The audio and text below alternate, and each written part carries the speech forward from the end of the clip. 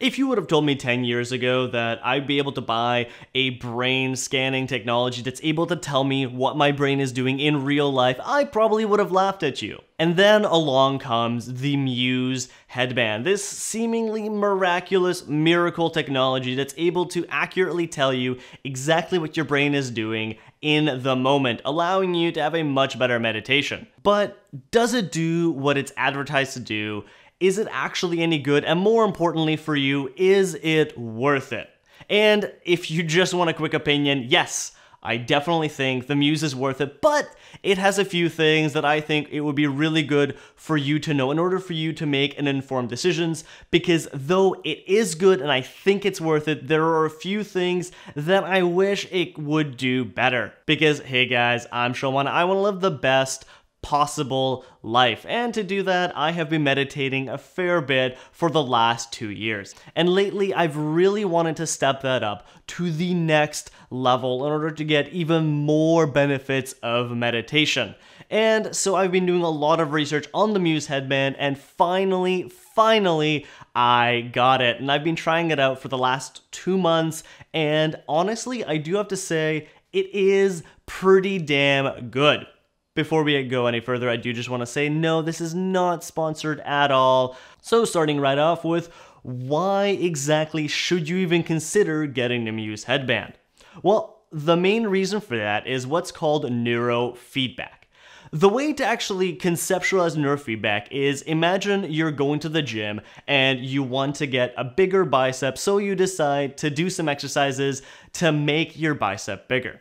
Now you could go to the gym and just flail some weights around, and eventually, if you do that for long enough, 2, 3, 4, 10 years, eventually you'll get a decent enough bicep. But imagine if you had a trainer there that can correct you and actually get you to do the good and the correct exercise for a bicep curl. You would save so much time and so much hassle, and you get way better results a lot quicker. And that is what the Muse headband is promising for us to do. Essentially, during meditation, or at least during this specific meditation, we want to stay as present and as focused as humanly possible.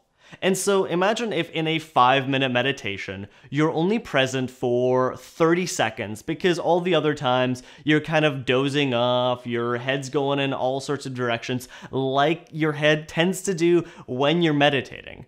Imagine if instead of that, every time you're sort of dozing off or you're getting a bit distracted, you snap back because somebody or something tells you that you're being distracted. Now, instead of 30 seconds of good meditation, now you might be able to do 2 minutes. And because you were able to do 2 minutes and you're training your brain, now you're able to maybe do 2.5 minutes next time, as opposed to say maybe a minute next time. And so this really does level up your progress to get as present as humanly possible during meditation. So starting out with the hardware itself, this is where I will have the most amount of issue with the Muse. This is very flimsy. Honestly, anytime I hold it, it really does feel like it's just a moment away from breaking. However, once it's actually on your head and once it's working, I haven't actually had any issues with any of the connections, and so at least that works, but I really wish they made this a little more robust, especially considering its price range. In terms of actually putting it on though, it's really intuitive, really nice. Now, we'll probably take you a few times for you to actually get it right, but once you know how to put it on, you can essentially just put it on the first time every time. And it's honestly really simple. Just like that, and in theory, that really should be able to work. It's not the most comfortable, it kind of pulls your ears, but honestly, I don't think it really has to be, and during meditation, I really don't even feel it.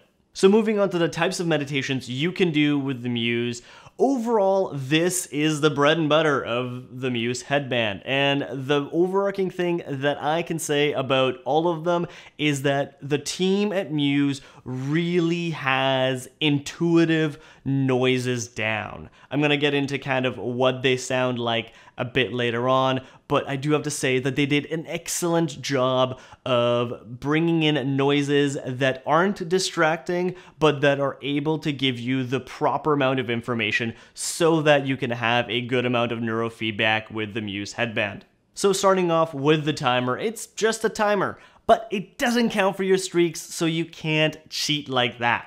The guided meditations are alright. I tried out some of the free ones. I'm personally not the biggest fan, and I didn't actually purchase the big package where it comes with all of the meditations, so I can't really speak on it. This really comes down to if you actually want a guided meditation, but for me personally, not the biggest fan. I prefer all of the other types of meditations that the Muse has to offer. Moving on to movement meditation, this one is really not all that useful, but I think it's a good place for a beginner meditator to actually get started with the Muse. Essentially, it just gets you to sit as still as humanly possible.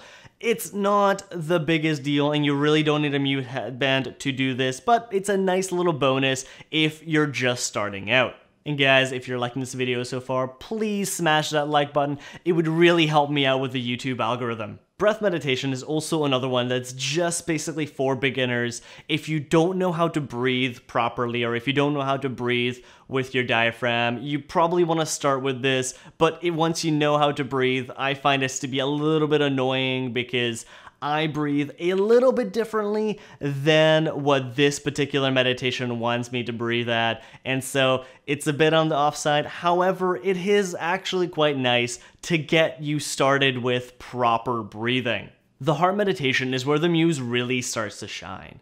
It has allowed me to essentially take control of my heart and be able to slow it down on will. Essentially, the way this one works is it's a soft drumming pattern, and the slower your heart goes, the slower your pattern is. And so you can really focus on what your heart is actually doing during your meditation, and it allows you to speed your heart up and then calm it right down, and then speed it back up and then calm it right down. And having control over your heart and your heart rate, I think, is key to every person. Whenever I'm stressed nowadays, I'm able to actually kind of visualize my heart, and I'm able to imagine a drumming sound, and as I imagine it going slower and slower and taking deep breaths, I can literally feel my heart becoming calmer.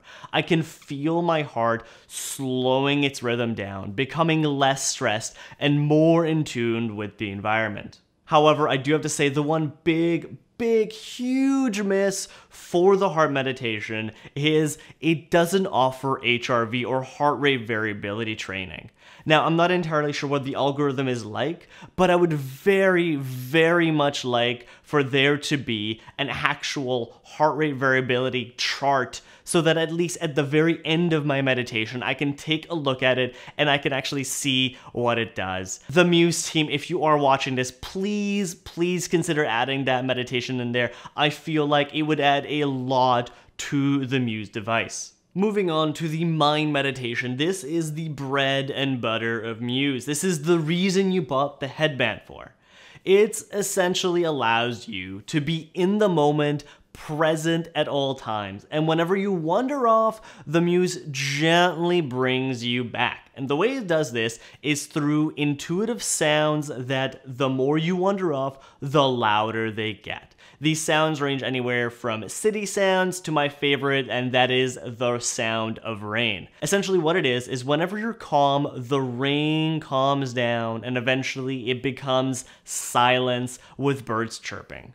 But as soon as I start to wander off, it becomes louder and louder until it's a tempest raining into my ears. Now, in the beginning, this was a little bit stressful for me because anytime I would wander off, there would be this big loud noise of this rain. But eventually, now in the beginning, it was a little bit stressful for me because I would wander off and then the rain sound would come back and I would be like, ah, no, I wandered off. But now I'm able to enjoy bringing that rain down and really kind of being tuned with the rain. So instead of it being sharp spikes, I'm now able to flatten it down and really stop the rain from falling. And I think this is really amazing. It's allowed me to step up my meditation 20-fold.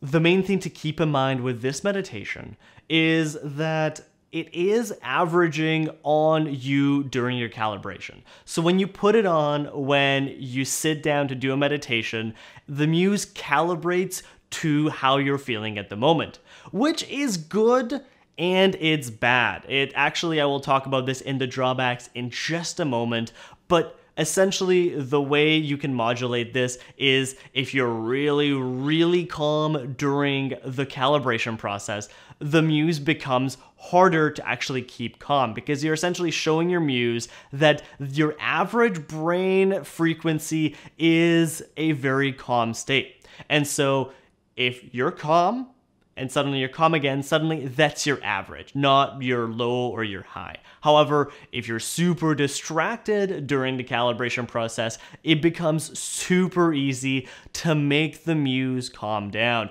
Now, I know you're now tempted to always make it super easy, but I challenge you, if you do get the Muse, actually try to keep calm during it so that you can keep training your brain to become better and better and calmer and calmer. Now on to my results with the Muse. As I've hinted on earlier, I definitely think it is a really good purchase. It's actually was able to level up my meditation. I feel noticeably calmer, and on the days that I Muse versus the days that I meditate, I definitely feel a lot calmer and a lot more focused with the Muse versus just the meditation. I did a few experiments where I would Muse for a week, and then I would meditate for a week, and definitely the week that I used the Muse, I felt different because the meditation does become more effective because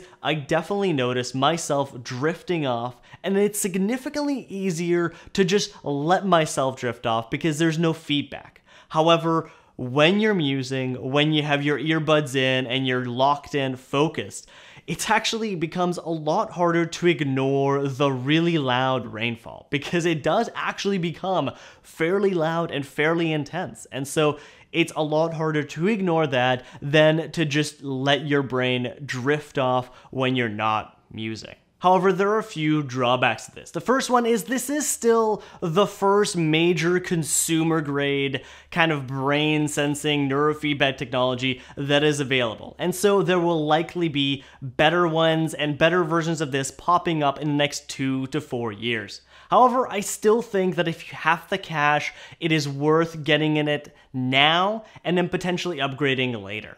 And the other big thing that I wish they would improve is the customizability of the actual app.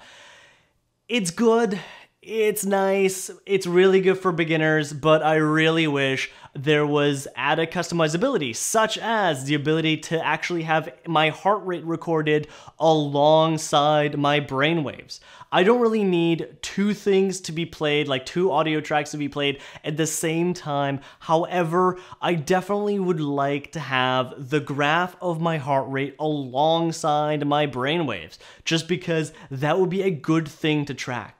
It would be really nice for me to be able to track multiple things at once, and that's not available right now. So Muse, if you are watching this, please add that soon. Like, that would be such a huge bonus. So I think I've given you a lot of very good pros and cons, but who is this ultimately for? Is it for beginners? Is it for intermediates? Or is it for advanced meditators? And I actually think this is kind of the cliche answer, is it's for everybody.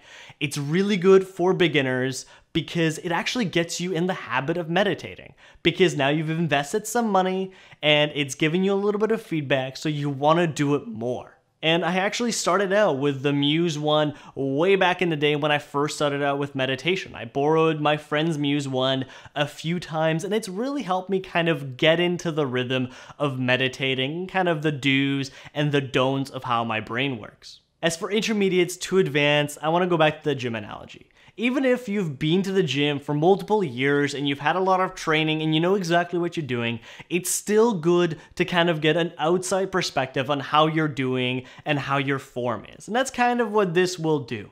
It will allow you to kind of upgrade your level of meditation and to actually keep you accountable and not let you just kind of wander off. And so if you actually want to get an upgrade on your meditation as an intermediate to advanced meditator, I really highly do recommend this if you have the money for it.